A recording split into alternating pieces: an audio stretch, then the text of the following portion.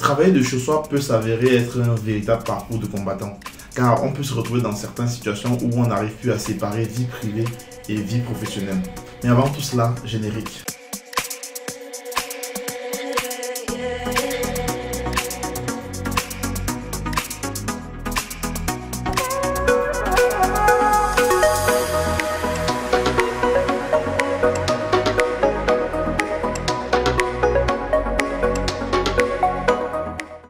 Bonjour les amis, j'espère que vous allez bien. Bienvenue sur Un jour un métier. Je suis Herman Kuaté. Ici on parle d'orientation, de reconversion, de digital. Bref, on parle de tout ce qui est lié à l'épanouissement de la jeunesse. Pensez surtout, si vous êtes nouveau sur la chaîne, à vous abonner, à activer la cloche de notification pour être au courant de toutes nos vidéos. Car ici nous publions le mercredi à 19 h et le samedi à 11 h. Depuis le troisième trimestre de l'année 2019 est arrivée la crise du Covid-19. Depuis ce moment, on a eu une grosse impulsion du télétravail. Avant la crise du Covid-19, le télétravail était une notion essentiellement utilisée par les entrepreneurs, par les chefs d'entreprise, qui pouvaient travailler de chez eux, de leur domicile, qui pouvaient travailler un peu n'importe où finalement, parfois en dehors de leur bureau. Aujourd'hui, cette notion est en train de se faire banaliser depuis que la crise de la Covid-19 est arrivée. Ça fait maintenant 3 ans qu'on vit avec la Covid. Et par conséquent, des milliers de Français travaillent depuis leur domicile de façon ponctuelle ou permanente. Mais travailler de chez soi peut s'avérer être un véritable parcours de combattant. Nous allons vous donner 5 astuces, 5 conseils pour travailler de façon efficace de chez soi. Alors le premier conseil est très simple. Il faut bien aménager son espace de travail.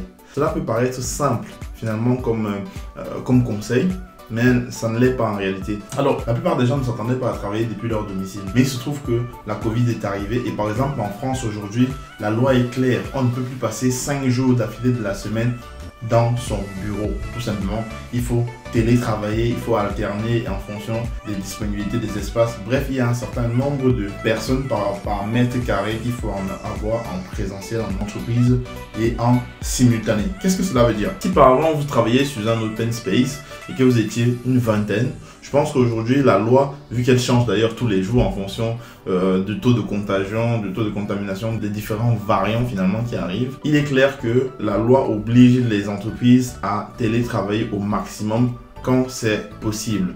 Alors, tout le monde n'avait pas prévu de devoir travailler de chez eux, hein. Tout le monde n'avait pas prévu cela clairement. Donc, il y a des gens qui n'avaient pas de bureau de chez eux, qui n'avaient pas d'espace approprié, parfois des familles qui ont des enfants, parfois des personnes qui sont en colocation. Quand on doit travailler de chez soi, il est préférable, dans le meilleur des mondes, d'avoir un espace dédié vraiment au travail. Un espace qui est là que pour ça, à savoir un bureau confortable qui nous permet vraiment d'être dans les meilleures conditions de travail, si je puis dire comme ça. De préférence, dans un coin un peu isolé pour éviter toute forme de distraction. Il y a des gens également qui sont dans leur maison, qui n'ont que leur canapé qui est directement fixé devant la télé. Et parfois, s'ils sont avec leur conjoint, parfois, c'est un peu compliqué à gérer. Donc, le tout premier conseil, c'est vraiment d'avoir un bureau confortable qui va permettre finalement à la psychologie de cette personne de pouvoir, entre guillemets, se mettre dans les conditions morales du travail.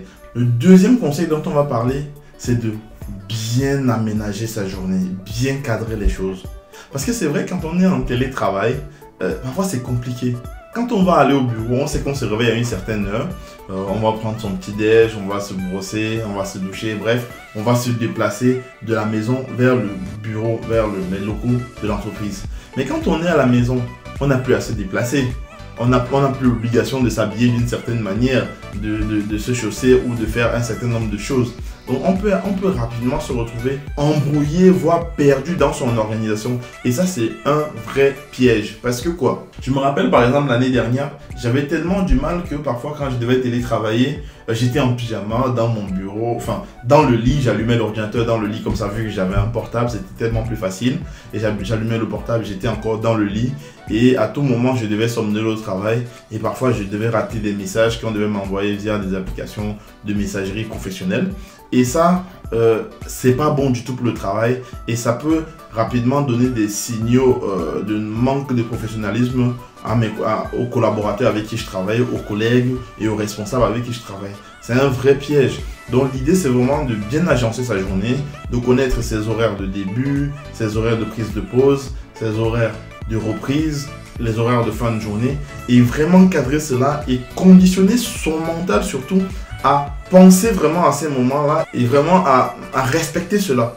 On peut par exemple utiliser des choses comme la technique du Pomodoro qui nous permet vraiment de segmenter en plusieurs sessions de haute concentration. Pour ceux qui ne connaissent pas la technique de Pomodoro, dites-moi en commentaire, je ferai une vidéo là-dessus. Ce sont des techniques de gestion de temps qui sont très connues, qui sont très optimisées et qui donnent vraiment un énorme avantage dans notre manière de gérer notre temps de travail, qui permet justement d'avoir 25 minutes de concentration véritable dans le travail, mais surtout penser à se réveiller presque aux horaires habituels, à prendre son petit déjeuner et même à changer ses vêtements avant de s'installer au bureau. Cela peut permettre déjà au cerveau de comprendre que on n'est plus dans le contexte de vie familiale, on est déjà dans un contexte de travail, on est déjà dans un contexte professionnel. Ne serait-ce que pour le cerveau, c'est très important. Donc faisons vraiment attention à cela, à bien aménager, à bien agencer notre planning journalier. Vous êtes marié, vous avez des enfants, vous avez des colocataires, vous avez des voisins un peu trop bruyants ou je ne sais trop quoi. Prenez la peine d'avertir les autres de votre planning. Si c'est votre conjoint, si ce sont vos enfants, faites-leur véritablement savoir que vous êtes au travail. C'est très important car vos charges en dépendent. La profession fait partie finalement de notre vie car c'est le plus longtemps qu'on passe éveillé durant une journée. Avertissez votre conjoint, vos enfants, vos colocataires pour qu'ils comprennent que de telle heure à telle heure, ils ne doivent pas vous déranger tout simplement. Quitte à ce qu'ils restent dans une autre pièce, qu'ils fassent moins de bruit, voilà, qu'ils trouvent une autre occupation mais qu'ils ne vous dérangent pas. C'est très important. Troisième astuce, se ménager les vrais temps de pause. Pourquoi est-ce qu'on dit ça? Ça peut paraître anodin finalement parce que quand on est au bureau en réalité, les temps de pause sont connus. Quand l'heure arrive, on va en badge et puis on va soit déjeuner, soit prendre sa pause café. Voilà, c'est normal, je veux dire, on n'a pas besoin de nous le dire. Par contre, quand on est à la maison, où la cuisine est à 2 pas, la télé est à 2 pas, le salon est à 2 pas, le pyjama est à côté du lit, parfois on l'a encore sur soi. Ça peut être très dangereux de confondre le moment où on est au travail et le moment où on est à la maison.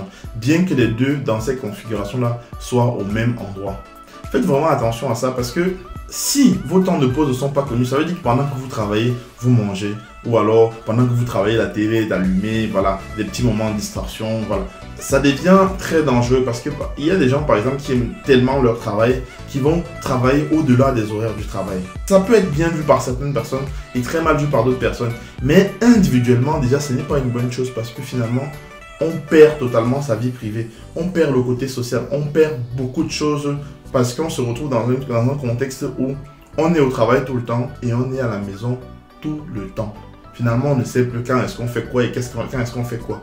Donc, prenez vraiment le temps. Quand c'est votre grande pause, coupez, déconnectez-vous, allez manger, changez-vous des idées. Regardez même la télé si vous voulez une bonne petite demi-heure. Ça va toujours bien, ça vous change les idées, il n'y a pas de souci. Lisez même un livre si vous êtes adepte de lecture, il n'y a pas de souci. Par contre, pensez bien à faire cette coupure-là. Cela va vous rappeler à votre retour que vous êtes de retour au travail.